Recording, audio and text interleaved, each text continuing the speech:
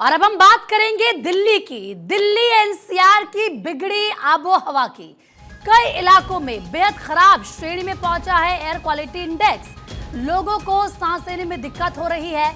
यमुना में जहरीले झाग बढ़ चुका है। आप सोचे, एक तरफ तो हम कह ही रहे हैं कि हवा खराब हो चुकी है, जहरीली है। ये इतनी ज्यादा जहरीली है कि ये आपको बीमार नहीं बल्कि बहुत ज्यादा बीमार कर सकती है।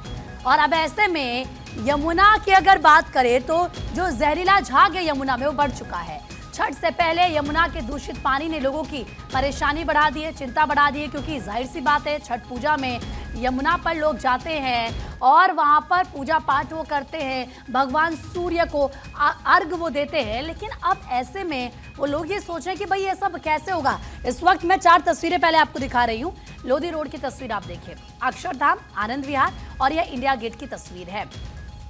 प्रदूषण से हाहाकार हर तरफ मचा हुआ है, क्योंकि बहुत ज्यादा जहरीली हवा हो चुकी है दिल्ली एनसीआर की। हालात इतने ज्यादा खराब है और इसके लिए हम सब जिम्मेदार हैं। वो लोग जिम्मेदार हैं जिन्होंने पटाखे जलाकर दिल्ली की जहरीली हवा को और जहरीला कर दिया। शासन प्रशासन की तरफ से तमाम इंतजाम किए गए थे, लेकिन लोग ये बात भूल जाते हैं कि उनको नियमों को फॉलो करना होगा, उनका उल्लंघन नहीं करना होगा। अंजू जरा बातचीत के लिए इस वक्त मेरी सहयोगी लाइव मेरे साथ जुड़ चुकी हैं। अंजू, दिल्ली एनसीआर की आबो हवा में सिर्फ जहर ही जहर है और इसके लिए जिम्मेदार कोई और नहीं बल्कि हम और आप ही जैसे लोग हैं। जब प्रतिबंध थे पटाखों पर, उसके बावजूद जमकर पटाखे जलाए गए। और ऐसा नहीं कि परसों की रात को, कल भी आपने भी ये महसूस किया होगा, मैंने भी देखा कि हमारे आसपास खूब पटाखे चलाए गए। इस वक्त अगर मैं एयर क्वालिटी इंडेक्स की बात करूं, आप कहां पर मौजूद है और वहां की आबो हवा क्या है? जी बिल्कुल, इस वक्त मेरी मौजूदगी इंडिया गेट पे है, कर्तव्य पथ पर मैं मौजूद हूँ। और यहाँ भी आपको अगर मैं बात करूँ हवा की, तो हवा बेहद जहरीली है। नज़ारों की बात करूँ तो धुंध की जो परत है वो आप मेरे पीछे देख सकते हैं। राष्ट्रपति भवन है ये, अभी भी यहाँ पर ये जो राष्ट्रपति भवन है इसने धुंध की परत ओढ़ रखी है। कोई समझेगा कि ये कोहरा है, लेकिन ये कोहरा नहीं, ये धुंध की परत है। जो एयर क्वालिटी इंडेक्स की बात करें तो आज इसमें गिरावट जरूर आई है, लेकिन इसको भी खराब श्रेणी में या बेहद खराब श्रेणी में रखा गया है। इसको भी हम बेहद खराब कहेंगे। सांस लेने में लोगों को दिक्कत हो रही है। आवाजाही जो लोग कर रहे हैं वो अपने फेस पे मास्क लगाकर, जो भी कपड़ा है वो बांध कर चल रहे हैं। लगातार दिल्ली सरकार की भी तरफ से प्रयास किए जा रहे हैं। हालांकि अगर मैं गोपाल राय की बात करूं तो उन्होंने दिवाली के बाद जो है ये कहा कि उन्हें उम्मीद थी कि शायद एयर क्वालिटी जो है वो 400 के पार जाए, लेकिन वो 350 तक ही रही है। उन्होंने दिल्ली वासियों को बधाई दिया है। लेकिन लगातार हवा की बात करें, यमुना में बढ़ते प्रदूषण की बात करें, झाग की बात करें, तो वो बना हुआ है। तमाम जो प्रयास किए जा रहे हैं वो कहीं ना कहीं विफल साबित हो रहे हैं। 70 विधानसभा में बात किया जा रहा है कि मोबाइल एंटी स्मॉग गन जो है लगातार 3 महीने के लिए चलाया जाएगा। और पानी का छिड़काव जो है दिवाली के बाद से ज़्यादातर करने की बात कही गई है। लगातार हम देख भी रहे हैं कि लगातार सड़कों पर पानी का छिड़काव हो रहा है, बावजूद इसके प्रदूषण स्तर कम नहीं हो रहा है, कंट्रोल नहीं हो रहा है। और वहीं इस पर राजनीति भी हमें देखने को मिल रही है। आरोप प्रत्यारोप का दौर भी है। कालिंदी कुंज में जो झाग हो रहा है उसको लेकर बीजेपी हमलावर है आम आदमी पार्टी पर, और वहीं आम आदमी पार्टी कह रही है कि सिर्फ कालिंदी कुंज ही क्यों उनको दिखाई दे रहा है, आईटीओ क्यों नहीं दिखाई दे रहा, अन्य क्षेत्र क्यों नहीं दिखाई दे रहे हैं। वो दो आम आदमी पार्टी कह रही है कि इसके लिए जिम्मेदार उत्तर प्रदेश है, क्योंकि उत्तर प्रदेश की तरफ से जो पानी आ रहा है वो सीवर का पानी आ रहा है, गंदा पानी आ रहा है, इस वजह से कालिंदी कुंज में झाग देखने को मिल रहे हैं। तो लगातार आरोप प्रत्यारोप का दौर भी जारी है। लेकिन मुझे अंजू एक बात बताइए, जब परसों रात हमने देखा, बात करें तो दिवाली परसों रात हमने देखा अंजू की पटाखों पर प्रतिबंध था, बैन था, उसके बावजूद भी जमकर पटाखे जले। लेकिन कल रात भी तो फिर वही तस्वीर सामने आई ना भाई। अगर परसों रात को पटाखे जल गए थे तो कल कड़े एक्शन और ले सकते थे ताकि ऐसा ना हो। दूसरा सवाल मेरा ये भी है कि यमुना की जो स्थिति है वो सब देख रहे हैं, झाग और ज्यादा उसमें बढ़ रहा है। अब छठ पूजा है, वहां पर जो छठ व्रती है जाएंगी, सूर्य को अर्घ देंगी, तो अब इसको लेकर क्या तैयारी की जा रही है? जो गया सो गया, अब आगे के लिए क्या तैयारी कर रही है सरकार?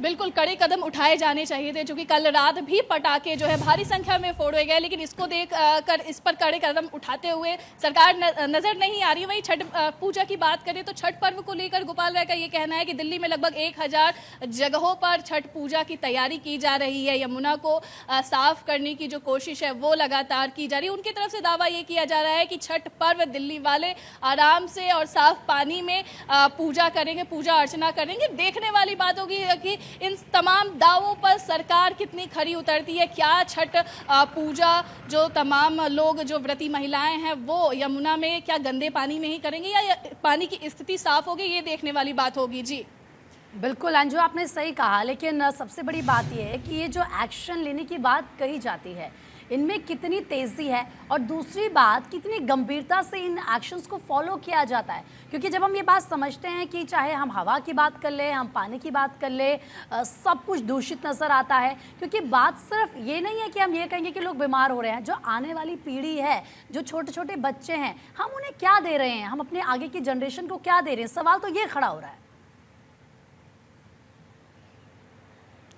जी बिल्कुल, लगातार एक्शन की बात करें तो दिल्ली सरकार की तरफ से 3 जो है स्टेज बताए गए दिल्ली में पोल्यूशन को लेकर। उसमें से एक धूल स्टेज बताया गया कि धूल की वजह से ज़्यादा प्रदूषण होता है। उसकी स्थिति को कंट्रोल करने के लिए तमाम जो निर्माण क्षेत्र है, जो हम जहाँ जहाँ पर निर्माण कार्य चल रहे हैं वहाँ की बात करें तो उस पर जो है लगातार दिल्ली सरकार एक्शन में दिख रही है। जुर्माना भी लगाया। बीते दिन हमने देखा कि खुद गोपाल राय जो है वहाँ पर निर्माण क्षेत्र पर पहुंचकर उन्होंने जुर्माना लगाया। और इधर हम पटाखों की बात करें तो पटाखों को लेकर भी जो कल जो पटाखे फोड़े गए उसको लेकर क्या कुछ एक्शन लेगी, ये देखने वाली बात होगी। फिलहाल एक्शन की बात तो कर रही है, लेकिन अभी तक उस तरह से एक्शन दिखाई देते हुए नजर नहीं आ रहे। दिल्ली में अगर एक्शन इस तरीके से लिया होता तो शायद ये हवा दिल्ली एनसीआर की नहीं होती। अंशु, बहुत बहुत शुक्रिया आपका तमाम जानकारी देने के लिए। लेकिन एक चीज़ जो मैं यहाँ ज़रूर कहना चाहूँगी कि कुछ लोगों को ये लगता है कि अगर पटाखों पर बैन है तो वो ऐसा करने से कूल लगेंगे, वो दिल्ली की हवा को जहरीला करेंगे, आबो हवा को ख़राब करेंगे क्या किया है, लेकिन रियल में आप कूल नहीं बल्कि आप असली फूल हैं। आगे बढ़ते हैं। राजधानी दिल्ली की हवा इतनी ज़्यादा जहरीली हो चुकी है कि सांस लेना मुश्किल हो गया है। दिल्ली के आसमान में छाया काला धुआं दिल्ली का दम घोटने लगा है। दिल्ली के आसमान में धुआं नजर आ रहा है और हालात बेहद ज़्यादा ख़राब हो चुके हैं। तस्वीरें लगातार हम आपको अलग अलग जगहों की दिखा रहे हैं। लोग परेशान हो चुके हैं, किसी को जुकाम हो चुका है, लोग खांस रहे हैं, किसी के गले में दर्द है, और यही कमोबेश हर घर में किसी ना किसी व्यक्ति को हुआ है। तो यमुना की अगर बात करें, क्योंकि यमुना भी जहरीली हो रही है, यमुना का जो पानी है वो झाग उगल रहा है, यमुना नजर नहीं आ रही है, ऐसा लग रहा है कि ये झाग है। भाई ये क्या है? हरियाणा, पंजाब और उत्तर प्रदेश में जलती पराली ने दिल्ली की सांस नली में धुआं भर दिया है। लेकिन अब कुछ लोग दिल्ली में बढ़े प्रदूषण का सारा ठीकरा, जाहिर सी बात है, जो पटाखे जले हैं या जो फोड़े गए उस पर भी डालेंगे, क्योंकि हवा तो यहाँ से भी खराब हुई है, दूसरी तरफ पराली भी खूब जलाई गई है। और आपको बता देते हैं कि किस तरीके से लोगों ने पटाखे जलाए, फुलझड़ियाँ जलाई हैं, रॉकेट फोड़े हैं, और ज़्यादा, या ये कह लीजिए कि काफ़ी ज़्यादा मात्रा जहरीली हवा की जो हुई है बढ़ने की वजह ये भी रही है। मतलब दिल्ली के प्रदूषण के लिए सिर्फ पटाखे जिम्मेदार नहीं है, ऐसा भी कहा जा रहा है। दिवाली से पहले हर रोज़ यही खबरें टीवी स्क्रीन और अखबारों में थी कि दिवाली से पहले दिल्ली धुएं का चैम्बर बन गई है, क्योंकि पराली आप जानते हैं कि जो पड़ोसी राज्य है वहाँ पर जल रहे थे। और ऐसे में अब सवाल ये है कि क्या सिर्फ और सिर्फ दिल्ली की दम घोंटू हवा के लिए, दिल्ली में बढ़ते प्रदूषण के लिए सिर्फ दिवाली के पटाखे ही जिम्मेदार है? कई लोग इससे सहमत भी हो सकते हैं। हालांकि हम भी इस बात को मानते हैं, जैसे कि हमने कहा कि पटाखों से प्रदूषण में वृद्धि हुई है, लेकिन आपको ये सुनकर हैरानी भी होगी कि सिर्फ पटाखों पर प्रदूषण का जिम्मा फोड़कर दिल्ली में बढ़ रहे प्रदूषण से सरकार खुद को बरी नहीं कर सकती है, क्योंकि सिर्फ पटाखे ही दिल्ली को गैस का चैम्बर बनाने के लिए जिम्मेदार नहीं है, बल्कि बढ़ते प्रदूषण, या फिर यूं कह लीजिए कि प्रदूषण बढ़ाने में उद्योगों और गाड़ियों का भी अहम योगदान है, जिनसे बहुत ज्यादा और बड़े स्तर पर पोल्यूशन होता है, प्रदूषण होता है। अब सवाल यह है कि आखिर आपके भी जहन में आ रहा होगा कि हम हमेशा सुनते हैं कि दिल्ली में पोल्यूशन है, दिल्ली की जो हवा होती है वो हमेशा जहरीली होती है। तो दिल्ली में प्रदूषण का क्या कारण है? सबसे पहले आप समझिए, उद्योग की बात करेंगे, 30% ये है। गाड़ियों से जो पोल्यूशन होता है वो 28% है। इसके अलावा बायोमास कैरोसिन की अगर बात करें तो इससे 10% पोल्यूशन होता है। पराली से 5% पोल्यूशन होता है। खेती का कचरा उससे 4% पोल्यूशन होता है। और बाकी के अगर पोल्यूशन की बात करें बाकी की चीज़ों से भी लगभग 23% पोल्यूशन होता है। यानी कि ये पूरा ओवरऑल जो नंबर्स हैं, जो आंकड़े हैं, वो हमने आपको बताया। मतलब अकेले उद्योगों यानी कि कंपनियों से निकलने वाला धुआं ही दिल्ली की हवा में 30%, 30% जहर घोल रहा है। और इसके अलावा 28% गाड़ियां दिल्ली की हवा को खराब कर रही हैं। चलिए अब जरा आपको एक आंकड़ा दिखाते हैं जो ये बताता है कि दिवाली के पटाखों से पहले ही दिल्ली हवा में जहर घुला हुआ है। पटाखों के कंधों पर बंदूक रखकर सरकार खुद को बरी करने की कोशिश कर रही है। ये आंकड़े इसी साल के नहीं हैं बल्कि 2015 तक के हैं। हम जो आंकड़े आपको बताएंगे जो ये बताते हैं कि दिवाली से एक दिन पहले दिल्ली का एयर क्वालिटी इंडेक्स ज़्यादा खतरनाक था, जबकि दिवाली के दिन दिल्ली का air quality index level Diwali के पहले दिन आप कह सकते हैं कि ठीक है। अब देखिए क्योंकि दिल्ली की जो हवा है आप जानते हैं दमघोट हो चुकी है। अब मैं यहाँ पर आप देख रहे हैं साल 2024, 2023, 2000 एक करके 22, 21, 20 ये हम आपको दिखा रहे हैं।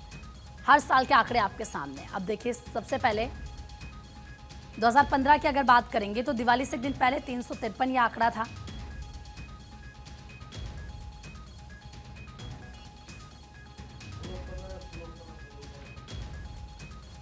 दिवाली के दिन का ये आंकड़ा, ये नंबर्स जो फटाफट से स्क्रीन पर चल रहे हैं, अगर आप इनको देख पा रहे होंगे, इन नंबर से आप ये समझ पाएंगे कि दिवाली के दिन, अगले दिन या उससे एक दिन पहले के जो आंकड़े हैं वो क्या हैं।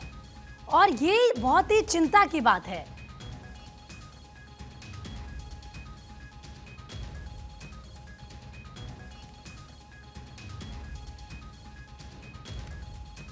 तो दम घोटू हवा अगर दिल्ली की होती है तो इन आंकड़ों से आप समझिए, ये टीवी स्क्रीन पर हम आपको बकायदा हर साल के आंकड़े, दिवाली से एक दिन पहले के आंकड़े, दिवाली के दिन के आंकड़े और दिवाली के जो अगले दिन के आंकड़े होते हैं वो 2015 से लेकर 2024 यानी कि इस साल की दिवाली तक के बता रहे हैं। देखिए दिवाली से एक दिन पहले की बात करें तो 333 से था, दिवाली के दिन 303, ये इस साल के आंकड़ों की बात मैं कर रही हूँ।